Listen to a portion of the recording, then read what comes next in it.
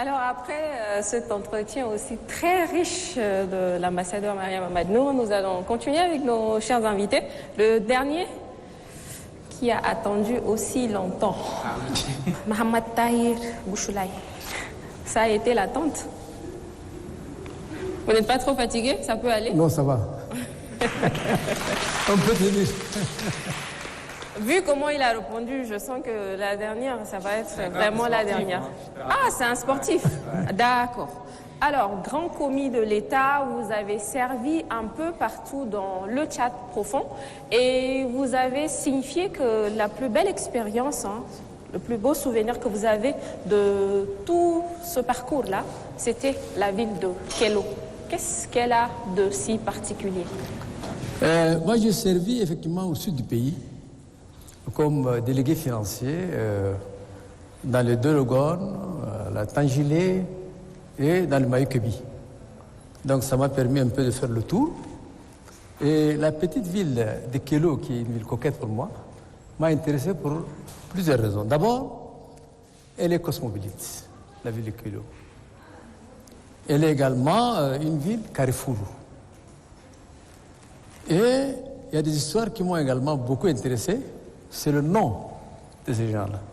Vous savez que beaucoup des anciens combattants sont issus également de Kélo et qui donnaient le nom à leurs enfants, des noms qui leur passent par la tête. Tant pis, ça m'en fout, la guerre. Donc c'est cette ville-là, elle est coquette parce que l'Aï, qui est le chef-lieu de la Tangilé en son temps, l'ancien découpage, c'était un département. L'Aï, les gens de l'Aï viennent s'approvisionner à Kélo, pendant que le Logone est au niveau de l'Aï. Donc vous avez de très bons fruits, ils ont des bananes spéciales, ils ont les cannes à sucre, et les gens viennent même acheter les salades et les tomates à Kélo. Donc c'est une ville qui m'a beaucoup plu par tous ces événements-là. Elle m'a beaucoup plu parce que d'abord elle est cosmopolite et les gens sont trop mélangés. Vous avez tout le monde là-bas. L'équipe de la production, je pense que la prochaine fois, on va penser à aller à La Coquette, Kélo, pour rencontrer peut-être des Tampis ou des Samanfous, pour faire un numéro spécial, qui sait. Alors, vous avez commencé à travailler en 1988. Adam, tu n'étais même pas encore né, même pas en projet d'ailleurs, je pense. Est-ce que vous vous souvenez de votre premier jour de travail? Oui, je suis intégré en 1988, plus précisément le 11 novembre 1988. J'ai mon arrêté d'intégration. Et c'était mes premiers pas dans la fonction publique. Comment était votre rapport, vos rapports avec votre chef hiérarchique? C'était facile ou plutôt difficile? Donc, en son temps, nous avions, quand on intègre la fonction publique, on est d'abord stagiaire. Et là, j'ai eu la chance d'être encadré par des messieurs qui m'ont vraiment formé. Beaucoup, deux, ou presque trois, ils sont presque dauphins. Maloum, Guillet Clabé, c'est des gens qui m'ont formé, c'est-à-dire entre la théorie et la pratique, sur le terrain, les gens nous ont formés réellement. Réellement à comment concevoir une lettre administrative, réellement comment étudier, faire une fiche, une note d'observation, de note de présentation. Effectivement, nous avons eu la chance d'être réellement encadrés. Nous avons fait les stages dans le vrai sens du terme. Aujourd'hui, si vous revenez sur votre carrière, de quoi êtes-vous le plus fier? Bon, ce que je suis fier, c'est que j'ai accompli ma mission. Et je suis fier pour le travail accompli, le travail bien fait. Parce que, en son temps, et je crois que ces réflexes, nous autres, ça nous suit, le respect de la hiérarchie. Nous respectons effectivement notre hiérarchie, nous respectons nos responsables. Et en respectant ces responsables de cette hiérarchie, ils nous ouvrent le cœur. Ils nous donnent le maximum, le meilleur d'eux-mêmes. Et ça nous a vraiment permis d'être à ce niveau-là, c'est-à-dire bien formés, également bien encadrés. Monsieur Tahir, aujourd'hui, en tant que père, quel est votre regard sur la jeunesse? Bon, la jeunesse, si j'ai conseil à donner, c'est travailler. Et notre système éducatif, je crois que ce n'est pas un secret pour personne. On est à ce niveau-là en train de effectivement lâcher. Le système éducatif est en train de prendre un coup. Pas par faute de formation, pas par faute de curricula, mais je crois que la jeunesse veut vite arriver, veut tout avoir tout de suite. Je crois que la jeunesse doit également se pencher plus sur sa formation, parce que le niveau se forge. Chacun doit se battre, travailler, développer des capacités, développer son niveau, parce que vous pouvez avoir le bac, mais ce n'est pas évident que vous avez le même niveau. Le niveau se forge. Et je crois que je demande à la jeunesse de ne pas trop aller, parce que la jeunesse maintenant demande seulement de diplôme. Mais il faut le contenu de ce diplôme-là.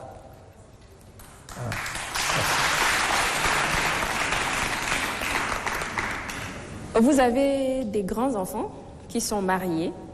Quels sont vos rapports avec vos belles-filles? Avec mes belles-filles? Oui. Bon, c'est des rapports de respect. Mes belles-filles me respectent. Je les respecte également, parce que le respect est toujours mutuel. Je crois qu'elles m'ont toujours respecté. Je crois que nos rapports sont des rapports de respect. Est-ce qu'elles vous font souvent des petits cadeaux? Oui, de temps en temps, si je voyage et tout ça, c'est des cadeaux que j'amène à mes belles filles. Vous avez 38 ans de mariage, hein? C'est très bien. Quel est votre secret? Que Dieu nous a épargné du divorce, Dieu merci. 38 de mariage, c'est dans la compréhension, dans le respect, dans le dialogue. Si le couple se parle, je crois qu'on peut faire beaucoup de choses. Et c'est pourquoi on se parle, on se comprend. Et la compréhension est mutuelle, parce que c'est toujours un couple, il y a toujours des petits conflits, mais je crois que chacun accepte l'autre. Hein? Et puis c'est comme ça, et on a pu jusqu'à là garder le mariage. Nos enfants sont déjà adultes et on n'a pas eu de problème, parce qu'on se comprend, on parle.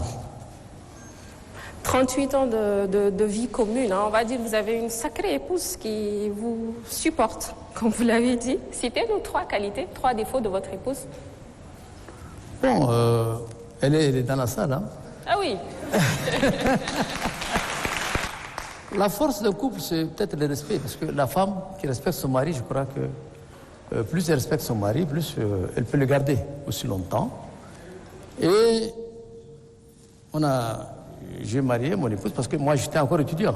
J'étais encore au banc, j'étais étudiant au Maroc. Et après notre mariage, je crois qu'elle m'a suivi au Maroc, plus précisément à Rabat. Et là, elle est tombée enceinte de notre premier fils. Mais on n'était pas riche, parce que le matériel ne jouait pas. Comme disait tout de suite Madame la matrice, le matériel ne suivait pas, c'était la compréhension. On n'était pas riche. On était tout simplement des étudiants. Et imaginez, au Maroc, on est des étudiants également. Très pauvres, parce qu'on n'avait pas de complément de bourse. C'est les familles qui nous envoyaient de temps en temps des petits mandats. Et avec ça, elle a accepté, on était restés, on se comprenait. Et c'est comme ça qu'on a vécu, et après on a eu des moyens et tout ça. Et c'est comme ça qu'on est cette longévité-là. Est-ce que vous avez quelque chose de spécial à dire à votre épouse aujourd'hui? Oui, mon épouse, ce que je peux lui dire, c'est que elle est là, en face. Vous êtes là, madame. Ce que je lui dis, c'est qu'elle m'a supporté. Dans des moments même les plus difficiles, elle était avec moi. Et je la remercie de cette persévérance-là. Et elle constitue pratiquement un exemple. Hein, elle a toujours accepté, même si on n'a rien, elle patientait. Dans les moments difficiles, elle patientait. Ce que je lui dis à madame, c'est vraiment, je la remercie. Et je demande à ce que les jeunes filles ou les jeunes couples suivent un peu le même exemple. Bon, vous avez bien apprécié, madame, on est d'accord. C'était quand la dernière fois que vous l'avez amenée au restaurant manger? Bon, le restaurant, malheureusement, c'est ce qui manque au Tchad. C'est que généralement, on ne va pas au restaurant avec nos épouses, souvent. Ce qui manquait beaucoup. Et j'ai fait partie de ces gens-là qui ne vont pas. On est trop traditionnels. Et généralement, on est un peu égoïste à ce niveau-là, il faut reconnaître. On va seul, on ne va pas avec son épouse, on va avec les amis. Les sorties, généralement, on les fait également avec les amis. Je crois qu'à ce niveau-là, on a beaucoup manqué. J'ai manqué à ce niveau-là.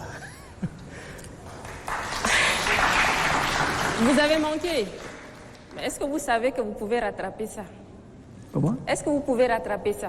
Oui, il faut rattraper. Mieux vaut tard que jamais. Vous devez un restaurant, madame. On est tous témoins. Comment rassurer la femme, en général, qu'elle est unique et qu'elle est très importante dans une vie de couple? Bon, rassurer, bon.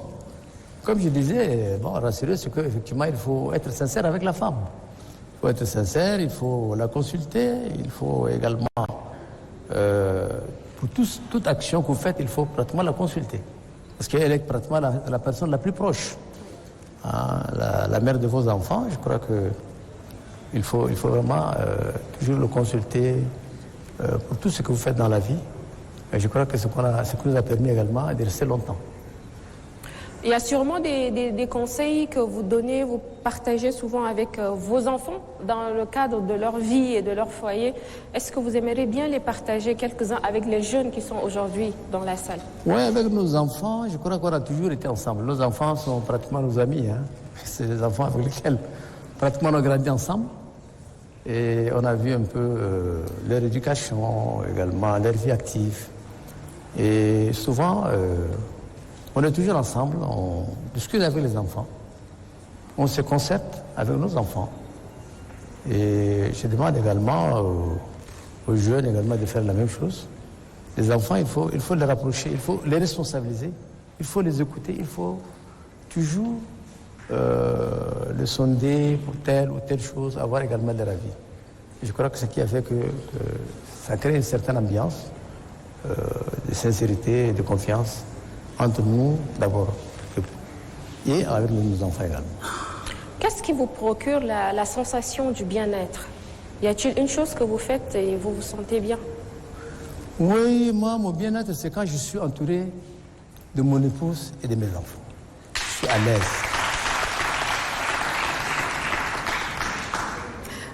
Qu'est-ce qui vous met hors d'eau? Bon, moi, je ne sais pas si je sors d'hors de moi, mais je suis toujours quelqu'un d'humble.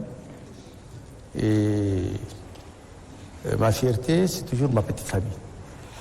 Comme on l'a dit, c'est un gentleman de la vieille école, donc il n'y a rien qui puisse le mettre hors de lui. Y a-t-il un fait ou un acte que vous regrettez particulièrement de votre vie?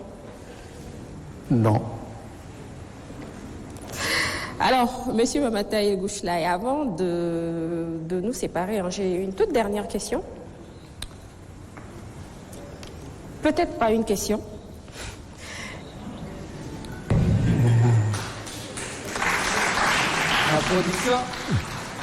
Eux, ils aiment ça, parce que là, ils pensent que je vais poser une question embêtante. Mais non, aujourd'hui, c'est pas ça, calmez-vous. Hiérarchisez-nous les mots suivants par ordre d'importance, pour vous surtout. Amour, travail, argent, famille, santé. Bon. D'abord, c'est la famille. La famille, l'amour, la famille. L'argent, je crois que c'est juste pour soutenir, pour faire face à ses besoins. Mais l'argent n'est pas tout. C'est d'abord l'amour et la famille. Merci beaucoup à vous d'avoir accepté de répondre à nos questions.